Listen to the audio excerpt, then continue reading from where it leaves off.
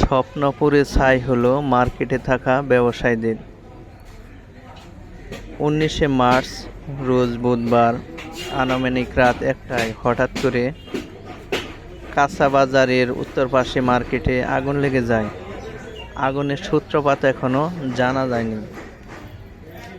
তো ক্ষয়ক্ষতির পরিমাণ অনেক বেশি। ঈদ উপলক্ষে অনেকেই বেশি বেশি করে মালামাল স্টক রেখেছিল, আর এই মুহূর্তে আগুন লেগে যায়। আপনারা দেখতে পাচ্ছেন মার্কেটের অবস্থা, সবকিছু পুড়ে ছাই হয়ে গেছে। আর এগুলো পুরার সাথে সাথে সকলের স্বপ্ন পুড়ে ছাই হয়ে গেছে।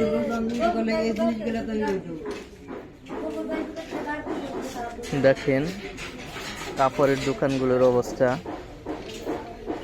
এগুলো একদম পুড়ে ছাই হয়ে গেছে।